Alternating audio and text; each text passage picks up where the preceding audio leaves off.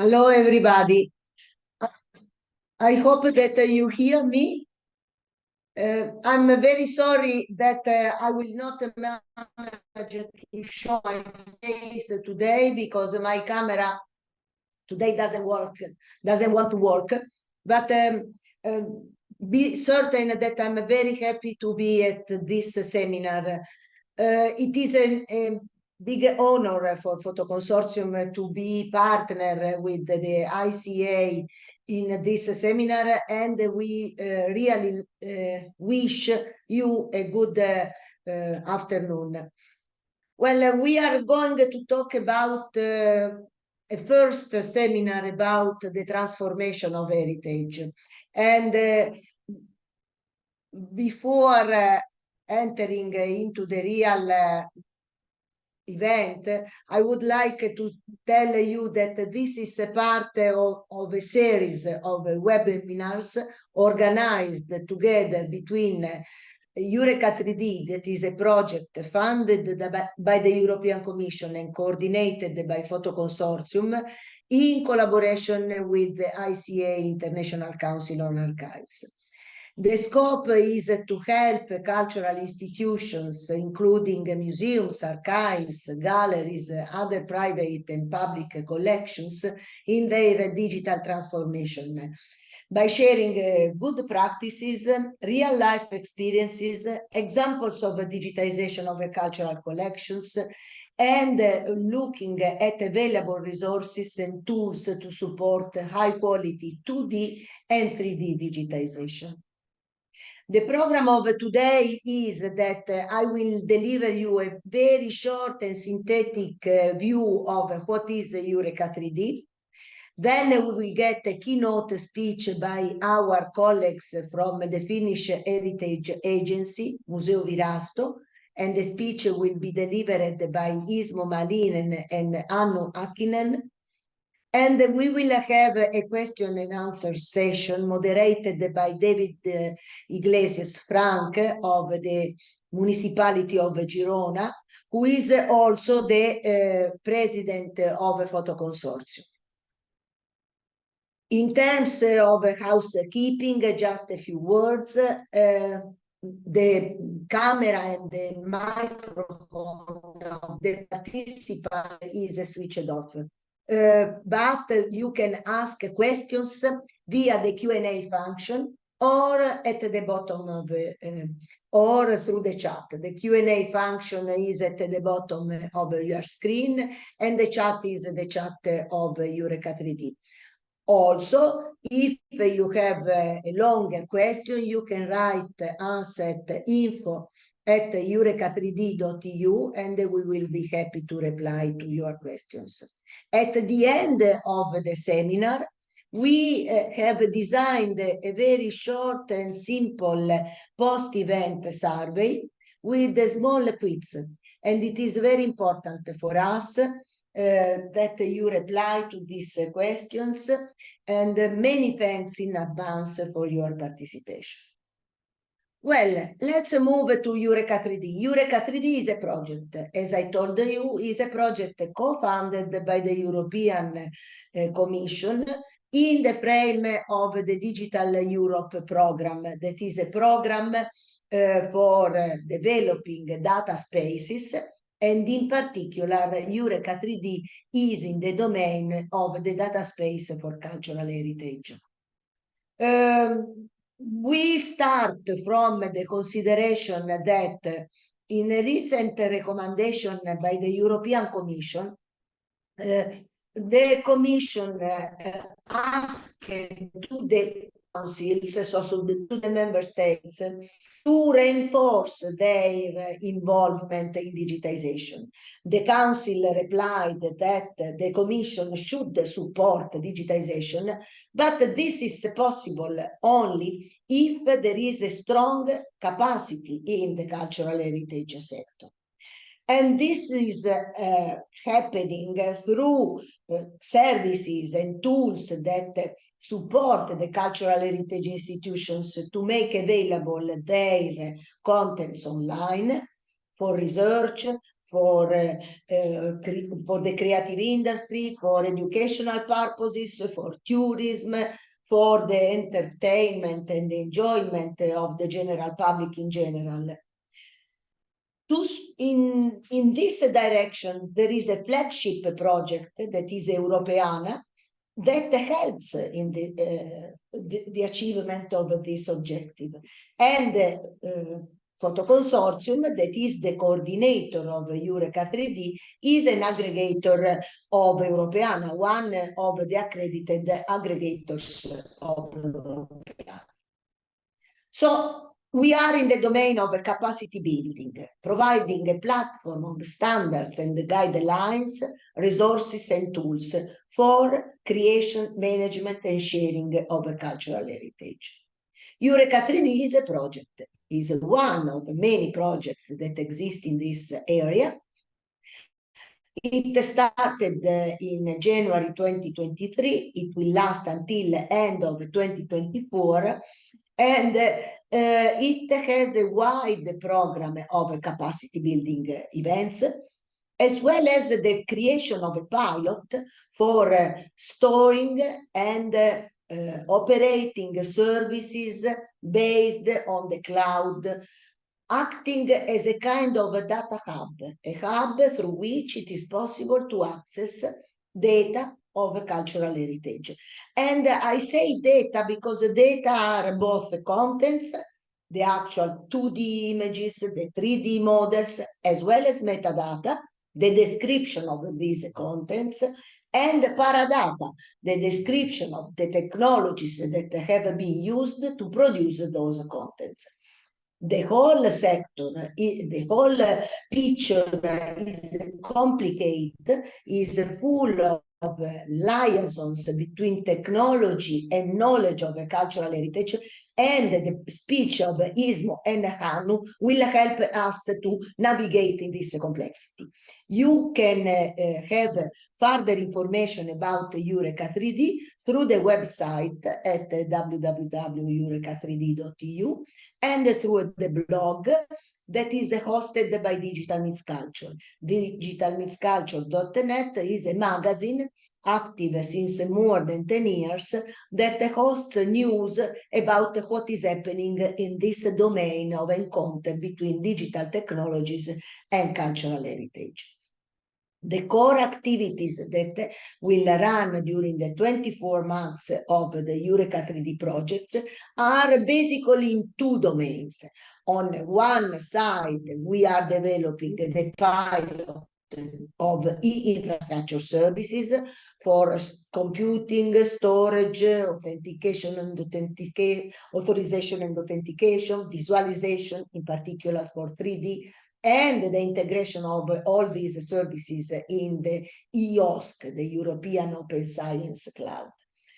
In parallel, a program of capacity building actions through which we are promoting the VG study, the study produced by Cyprus University of Technology, that is a partner of Eureka 3D, that delivered the study to the European Commission on recommendation about 3D digitization, a work on understanding the impact that digitization produces on the cultural sector. We are integrating data, metadata, and paradata in the Europeana model in order to remain aligned with the Europeana initiative, and we are running events, out of which the seminar of today. Here you can see the screenshot taken from the website and the blog. We are also active on the social media. You can follow us on Instagram, LinkedIn, X, the X Twitter, and YouTube. I have finished. I don't want to take more time because the real meat of the meeting of today is the speech of Ismo and Hannu. Enjoy our seminar.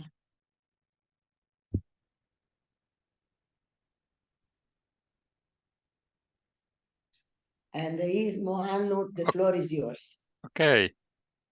Thank you, Antonella, and greetings from Helsinki. Good afternoon. So all of you. And so I will be telling and presenting guidelines for digitization of cultural heritage together with Hannu Häkkinen. We are from this Finnish Heritage Agency, and Hannu, you are changing slides, so can you change the next one, please? Of course. Yeah, thank you. So first, something about our backgrounds, because we are not from archive. We are from, let's say, it's basically museum organization. We are national organization responsible for taking care of our cultural heritage, meaning our collections, museum collections, and archaeological collections, and large photographic collections. We have different museums. For example, National Museum of Finland is one of our museums. And then one of our goals is to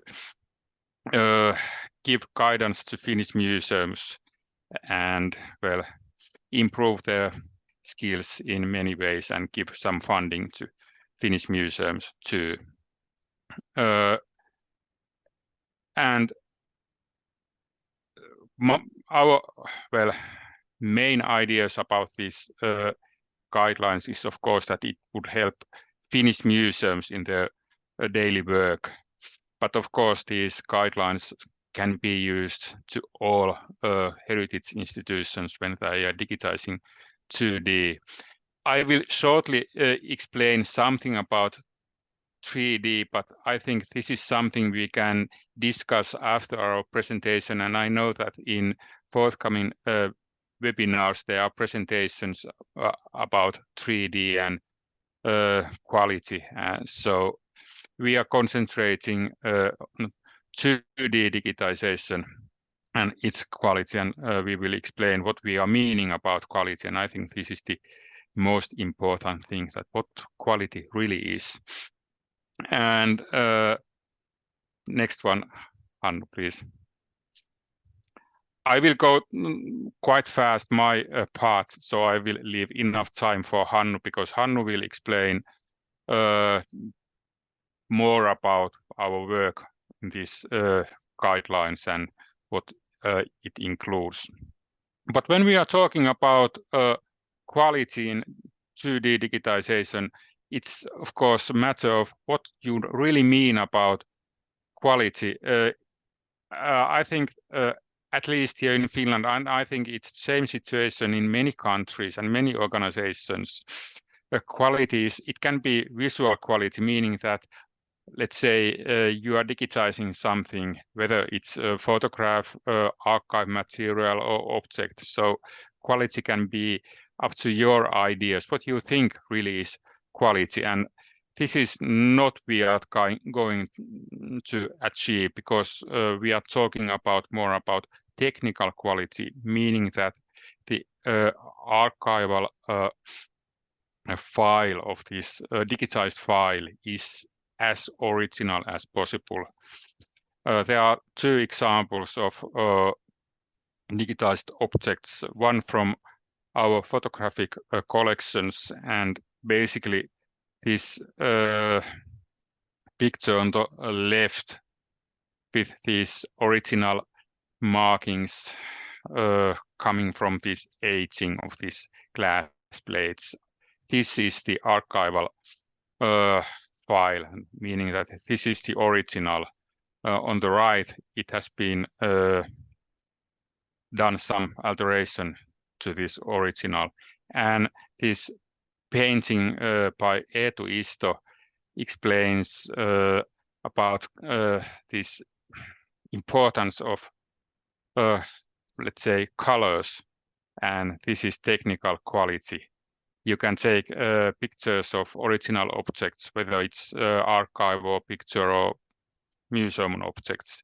If you don't take care of these color corrections and are really sure that you are taking pictures of the actual colors, you can miss and have some problems about these pictures later. So, Hannu, perhaps next one. Yeah, and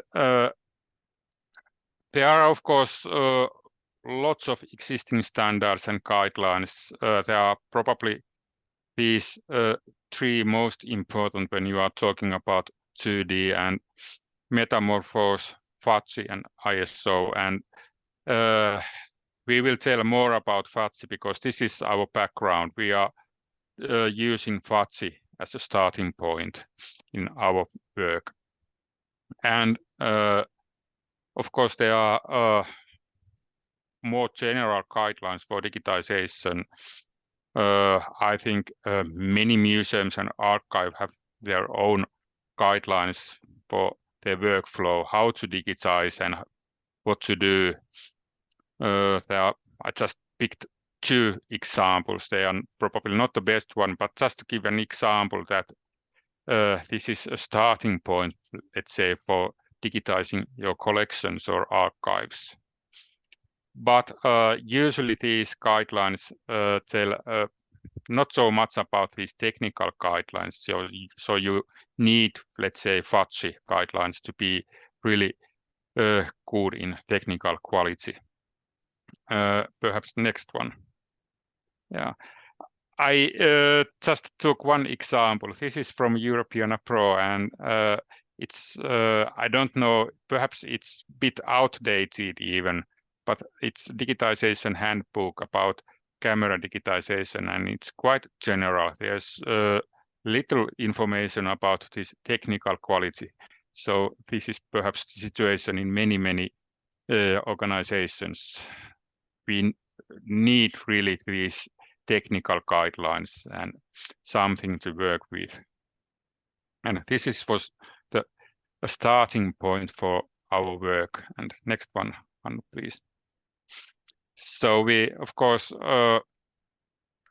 knew that situation was like this, even in our organization and in many Finnish museums.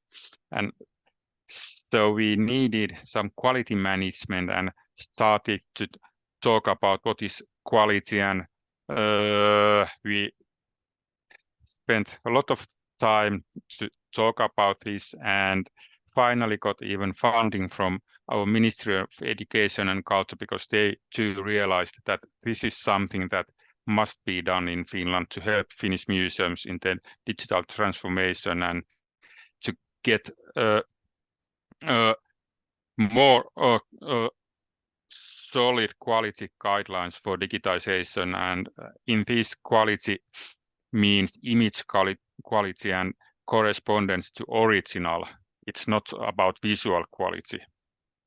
And one of our objectives was also to create a model for managing digitization quality management. I will come to that later, because if you do something about, let's say, quality guidelines, you have to keep them up to date even later.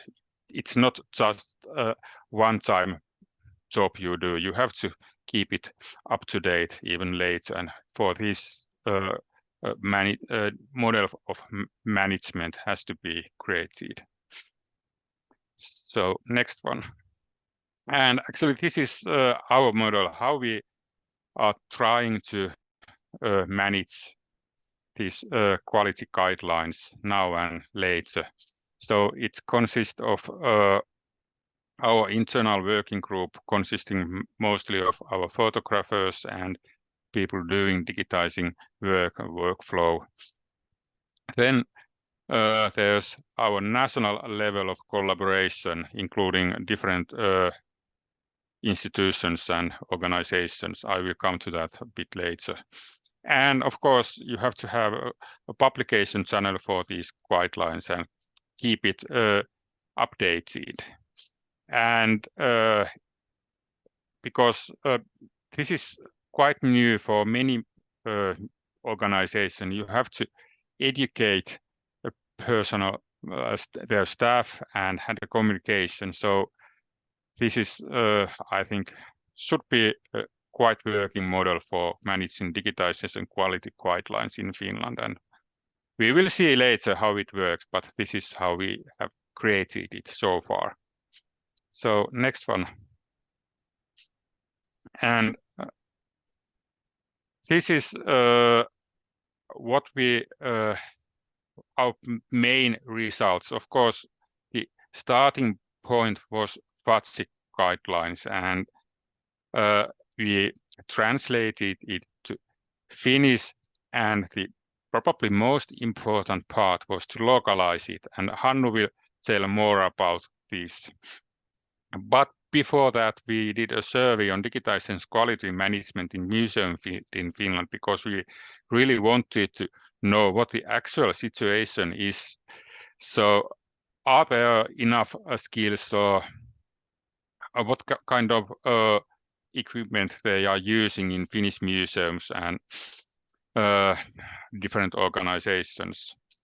And there's this link, but result was that, of course, there are some lackings both in the skills and equipment and, well, know-how, basically. Even though Finnish museums too have been digitizing their collections since 1990s, but still in medium-sized museums, there are still need for more information and more education to be really good in this quality management. Our final result was, of course, to publish these guidelines. It's published in Finnish, but of course you can use different ways to translate it. The address is digitointila.fi, and we published also PDF version of this guidelines on this digitointila.fi. It's a wiki page, so it's quite easily to be updated. And there are on Vimeo some training events and training information. Yeah, but about this network we created, there are the main partners in this network.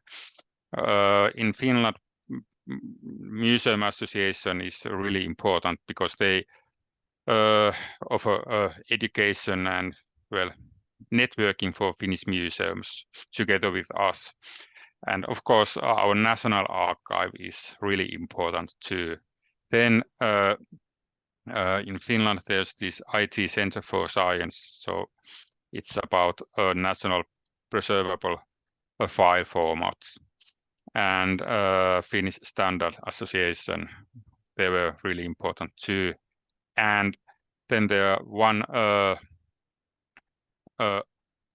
University of Applied Science, which has been really active in digital transformation, and they are educating new people to be used in museums. And then we had different museum organizations. There are their names, and all of these forms the core group for this network.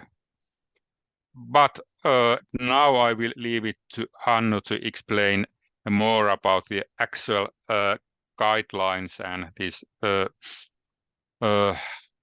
how it was transformed to be used in Finnish museums and in Finland general. So I think perhaps we can start discuss about this after Hannu's presentation.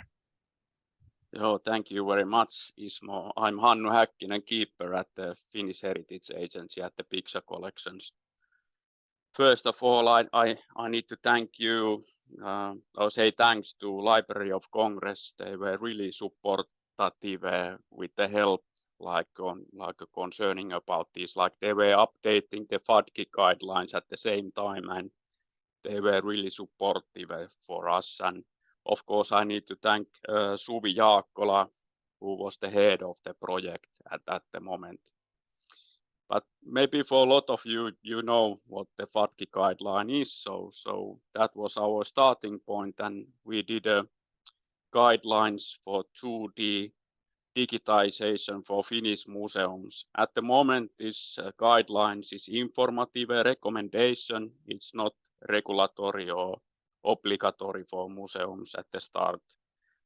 And this sort of like guideline has a sort of like lot of useful information for the quality analysis and for the quality, but all kind of other sort of like useful information for everyday work for digitization. And like I said, it is based on FADGI guidelines. There's a lot of reasons why we choose the FADGI guidelines to be the starting point for that. But of course, everything comes to ISO standards after all. And this guidelines, it has sort of like these quality criteria for different object types, some practical recommendation for digitizing different object types, recommendations for workspaces, equipment, resolution, color spaces, image processing, and of course there is information about the file formats and metadata. Those are the biggest thing what we did in this localization, but I tell a little bit more about that later on. And for you who know, of course, is that the FADGI guideline is divided, like it has different quality levels. It's based on like a 4-level star system, that it's sort of like it measures it's based on sort of like software-based evaluation of image files based on reference targets and analysis software. So it has this sort of like 4-level star system, and it's sort of like 1 star is the lowest, like a quality level, and the 4 star is the highest quality level. So it's sort of like in this guideline, there is a sort of like, it's written inside the guideline that the recommendation for professional museums, it's that we should aim to level at least 2 or 3 up to 4 or something like that. But most important thing about this guideline and the sort of like quality levels is that you are sort of aware about your quality levels, that you should sort of like write down sort of like the aim levels to your collection policies and to metadata, that where you aim, because in Finland, when we did this sort of like inventory, everybody was saying that we are doing the best possible sort of like quality, and it was of course based on subjective analysis. So we are, when somebody is talking about ice cream, somebody else is talking about the blockhouses or something like that. But now when we have a sort of like guideline, there is sort of like we are talking the same language, that sort of like now we are sort of like we can internationally measure our sort of like a quality levels of digitization, and that's the sort of like important thing. And we are in the middle of the project as well, that we need to sort of like write down our aims and all that to the collection policies and digitizing strategies and things like that.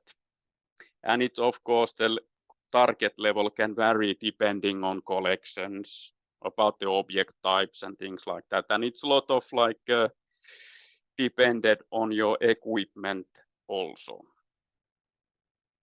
And here is the evaluation parameters, that with these you are sort of like counting the quality levels. For those of you that know the FADGI guidelines, this is like you know this already. This is all taken from the FADGI, of course, that you sort of like you digitize the reference target, and then you, with the analysis software, you check what is the resolution, what is the color accuracy, what is the noise, what is the sort of like reproduction scale accuracy. So everything is sort of like based on software basis analysis. And all sort of like 2D object types have a sort of like their own sort of like criteria, and this FADGI guideline and our guideline has sort of like these different object types: photographs, slides, negatives, painting, 2D art. And there is of course own criteria for oversized objects, bound materials, unbound materials, newspapers, and so on. I try to be quite fast that we can go through the whole PowerPoint. And like I said, this everything is based on this, that like everything is based on reference targets, and it's based on analysis softwares. And in this sort of like guideline, there is also recommendations for what digitizing techniques you should use for different object types.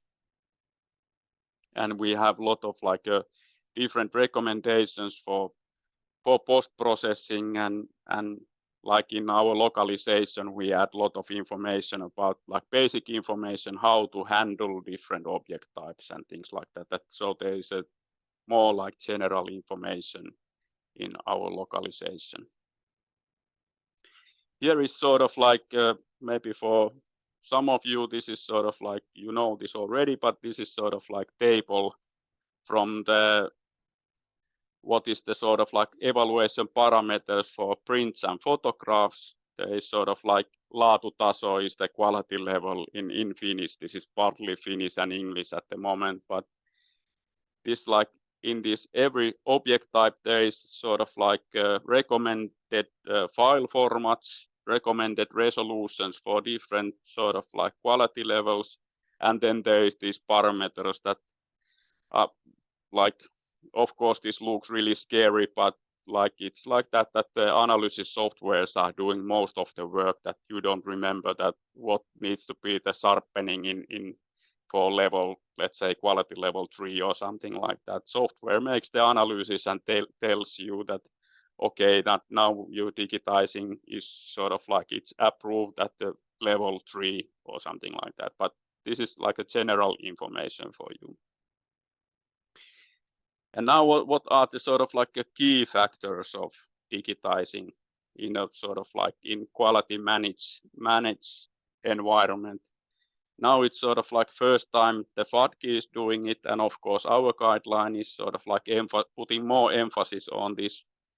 The key factor is your own stuff, that you should have like a professional competent people doing the digitizing work. That is the sort of like basics of everything.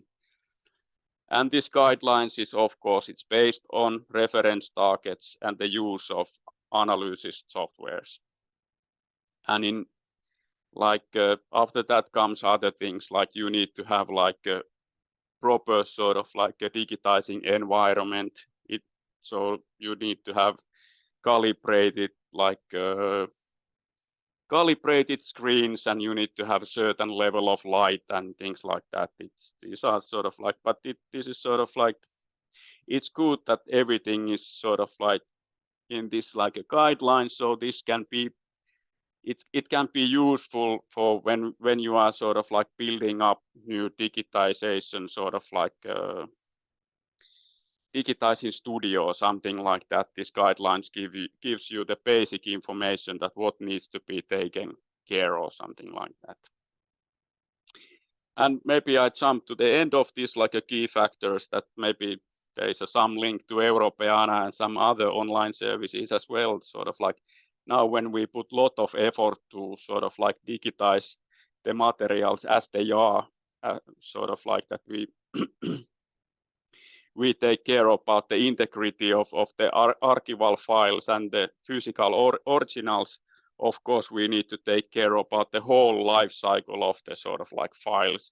And this, of course, includes the long-term preservation, but also sort of like publishing the materials on online services, that we need to take, maybe put more emphasis on that the, like these JPEG files that we publish on online services, that they are sort of like good quality images as well. But maybe that's shortly like that. There is some like targets.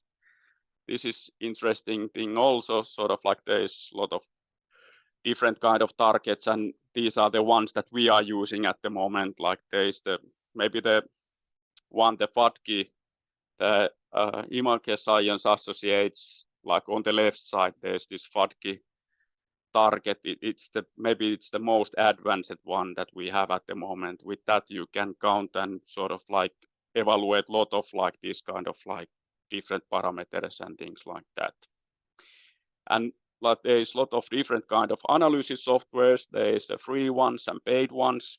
This is also interesting question that what should we do as a international cultural heritage sort of like sector that at the moment it's like this, it's my own opinion and it's an opinion of our like a digitizing stuff that these freeware softwares, they are maybe lacking some sort of like a features or something like that, and the paid ones are quite expensive and there can be some availability and accessibility problems when you are using like a paid softwares and targets and things like that. But with the advanced ones, you can create ICC profiles and things like that, what can help in your workflow also. And I went quite fast that I try to keep it in time. These are the sort of like key points what we did with our localization and sort of like translation, that we sort of like implemented our own like a museum cataloging guidelines to this sort of like FADGI guidelines. We have this sort of like national level guidelines for cataloging, and it's based on Spectrum, so that is sort of like integrated to our guideline. And of course, we have our own national level recommendation for file formats. It's a little bit different than what it is in USA, for example, that in Finland we have a sort of like a longer tradition for that we are saving raw files as a DNG files and things like that. And now we are sort of like interested about to maybe study a little bit more about the possibilities of JPEG 2000, like that sort of like it relates to this sort of like storage space issues and things like that how big the files are and things like that. It would be interesting to discuss about the file formats as well. And one big thing what we did for this localization, we sort of like took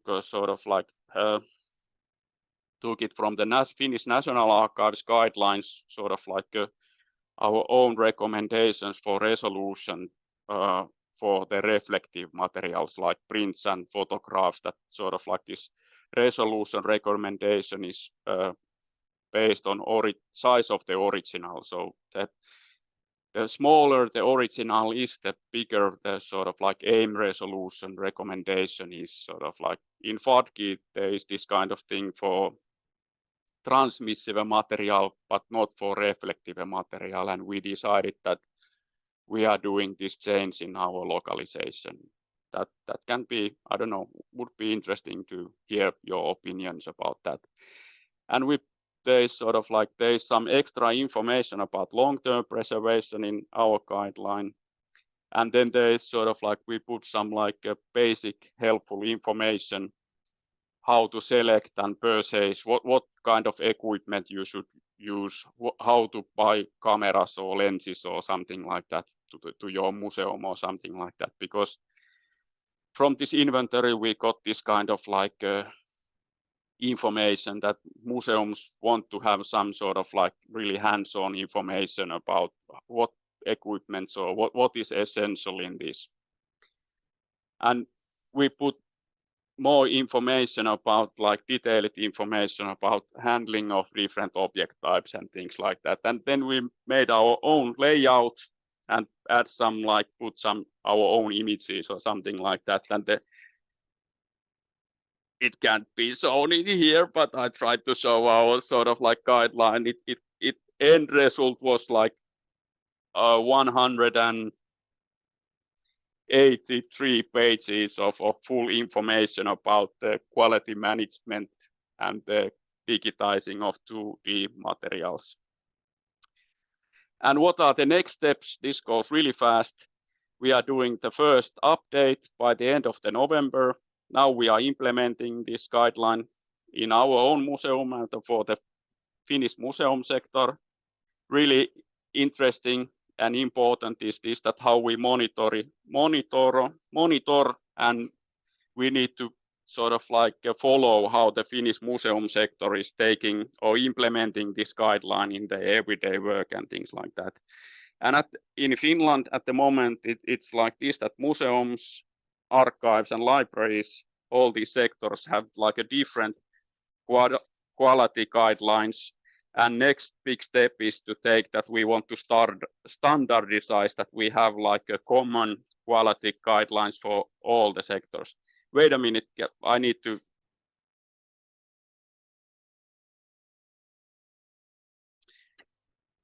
I needed to, my kids were making too much noise, I'm sorry.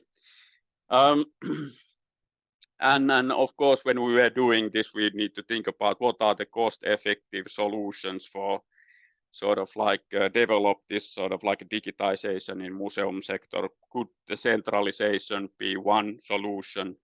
And of course, we need to go through these discussions that what could be the sort of like cost-effective solutions for analyzing softwares and targets or something like that, because we know that some of these like paid softwares and targets, they can cost like thousands of dollars or euros or something like that, and then there comes this sort of like availability problem for small museums or something like that. That should we like fund and create our own free online analysis softwares for the museum sector and things like that. And the one thing that I'm really proud of, like there's been a lot of discussion with like different educational institutions that we are trying to start this kind of like a study programs, especially in this one university for applied sciences, that they could sort of like have a study program that is sort of like based on FADGI-based digitization. So in the future, we could have a sort of like more people to the field that know already the FADGI standard and our standard and things like that. And sorry, it went over time, and thank you very much. And now I stop sharing. Okay. Yeah. Okay. Thank you very much, Hannu and Ismo, for this very good presentation.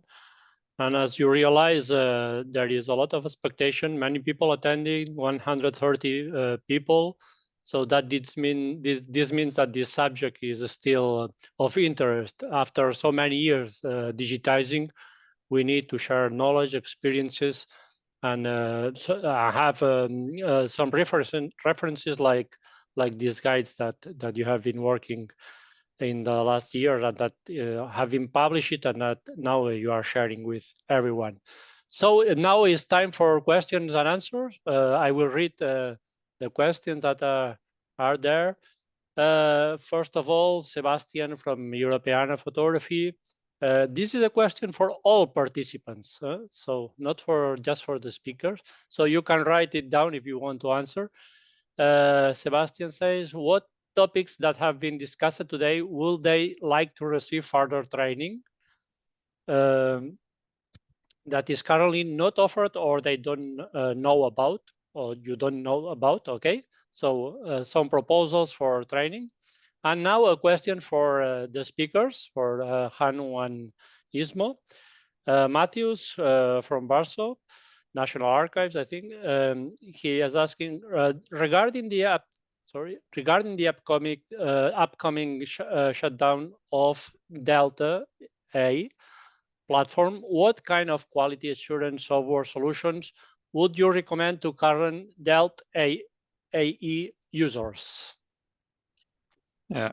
Okay. So I think, Hannu, you actually, I know that you changed some information about this, because this Delta AI has been free software, and of course this was mentioned in our guidelines as well. But perhaps, Hannu, you could explain something. Of course, because we are a national organization, so we cannot just recommend one specific software or target or whatever, but there's a list of these both in this guidelines. But perhaps Hannu, you could say something to this question.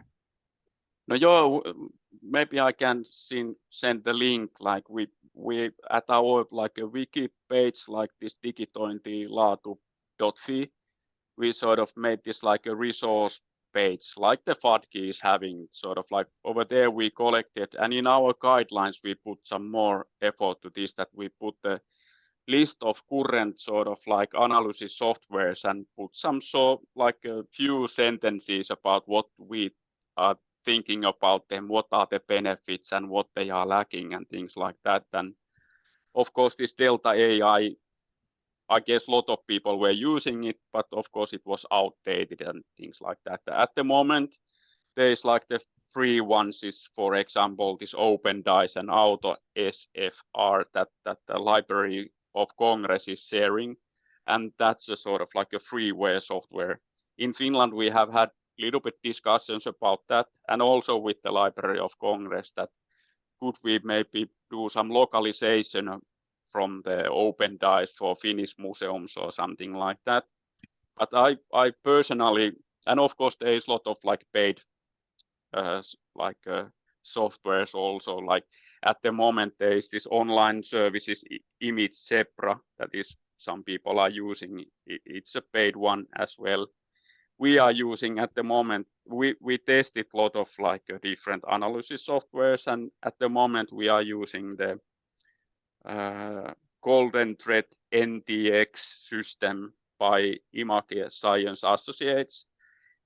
It has a lot of benefits in for example, it can create ICC profiles and things like that. Of course, we know that this software is quite expensive, especially if you are sort of like, if your system is based on that all the museums are doing the analysis by themselves or something like that. Of course, we know that in Norway they are, for example, doing or piloting, or they already have this, that they have like this kind of like national level centralized quality analysis or something like that. It has some benefits and some lacking as well. Of course, this always this is personal opinion as well, sort of like that. But my sort of like personal wish would be this, that we as a sort of like international cultural heritage community or sector or something like that, we could develop our own sort of like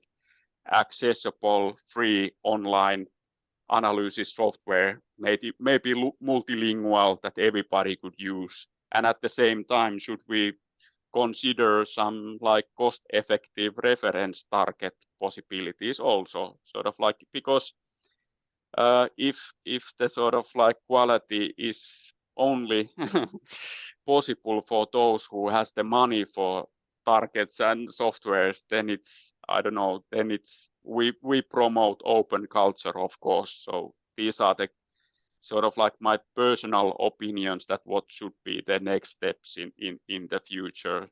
So was there something else that I wanted to say? But no, maybe this is the what I want to emphasize on this. Hope I answered the question.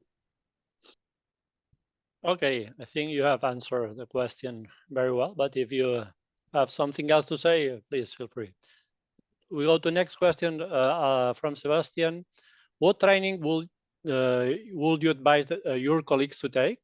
And what training opportunities would you have liked when you were figuring all this out? Yeah, I think this is same answer, because as the previous, because let's say in Finland, of course, if you are using professional photographers to digitize your collections, or personal staff that had training or enough expertise, so there's not a need for basic training or education. But if you are using persons that are not experienced or are using or digitizing as, let's say, not a hobby, but an extra job for their main job. So you really need some training. And this is a problem because at least in Finland, Hannu explained something about this University of Applied Sciences. They are starting to educate and possible new staff members for Finnish museums and archives. So I think this is something that many of us need in the future. And I don't know if in your countries you have this kind of education for future staff members doing digitizing in your organization. But of course, there are some international courses you can take and educate yourself. But yeah, I'd say some extra to that, these are really good questions because these are the ones that we've been thinking about ourselves also, that it's sort of like at the moment in Finland, there is not sort of like any institution or some sort of like an educational institution is not giving sort of like they don't have study programs that study or teach this kind of like standard-based digitization or something like that. And I understood in international seminars and things like that the situation is same nearly everywhere. That in most of the countries it feels like that the museum sector sort of has the responsibility to sort of like create some sort of like study programs or something like that.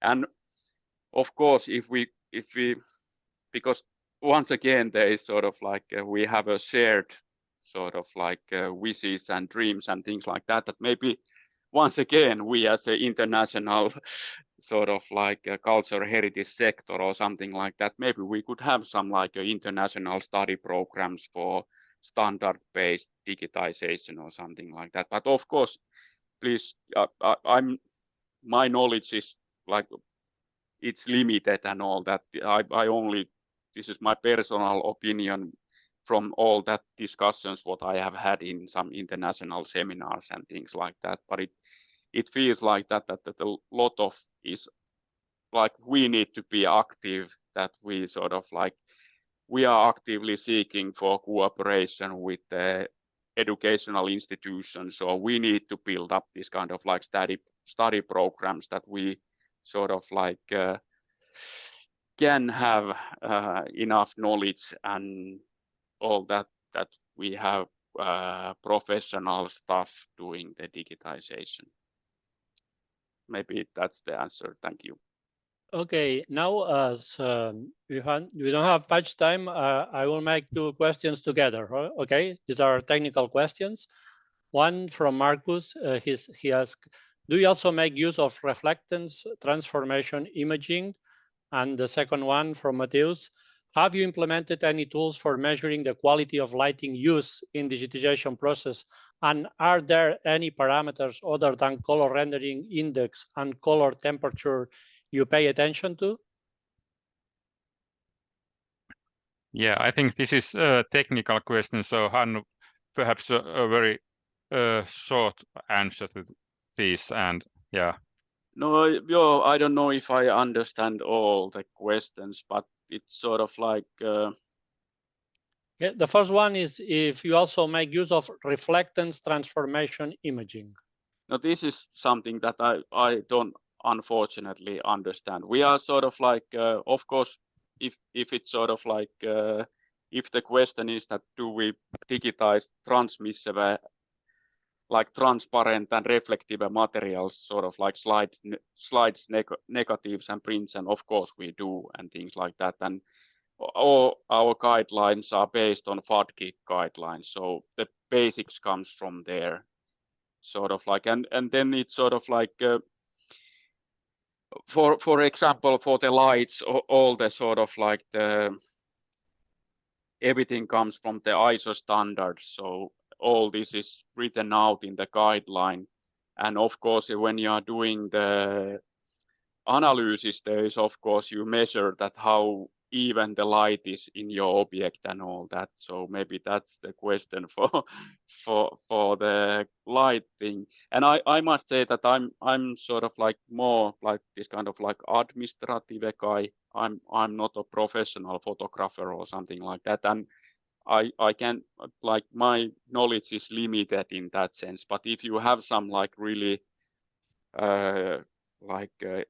some questions that you want to ask, maybe you could write an email to us or something like that. And if we can't answer it, we can sort of like forward it to Library of Congress and the sort of like a working group over there. So of course you get the answer to all your questions, but like, and what was the other one?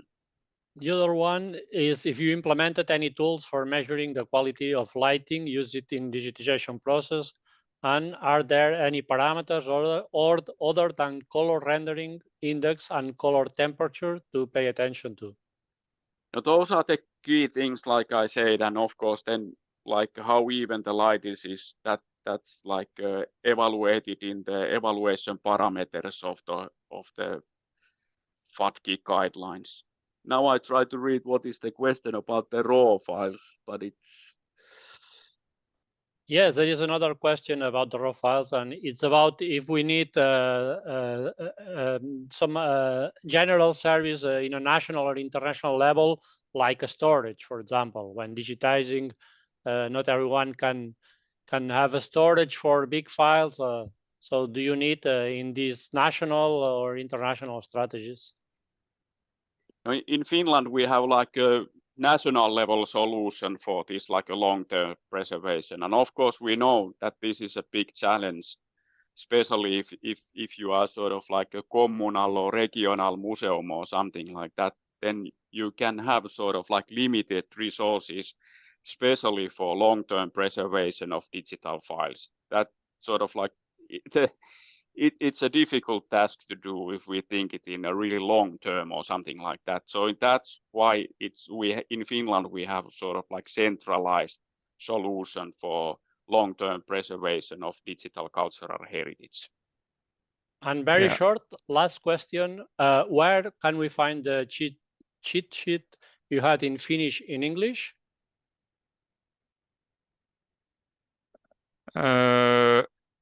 You mean these our guidelines?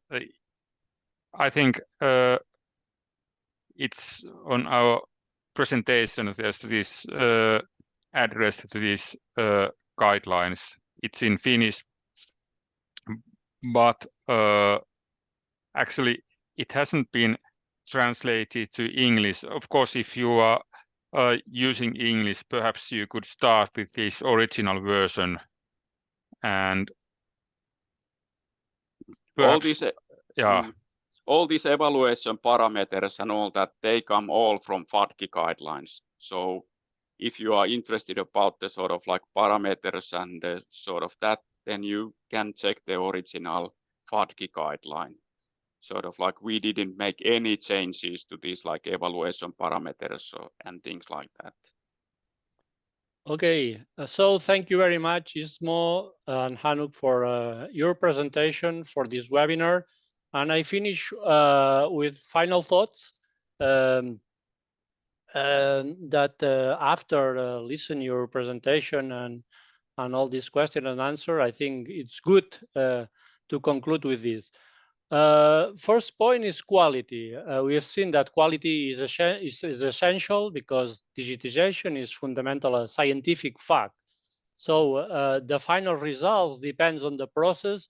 And so if we have a control on the whole process, we can have a good quality image. So it's not just about file formats or about compression, all this, but the capture is essential. And that's something that that it's well explained on the guides.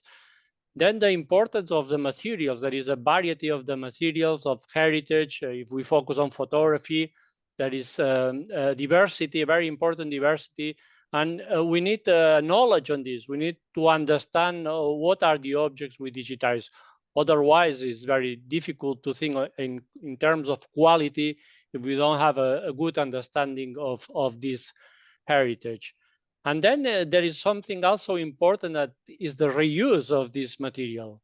When the digital object that comes from digitization is an image, then it has a high potential for reuse.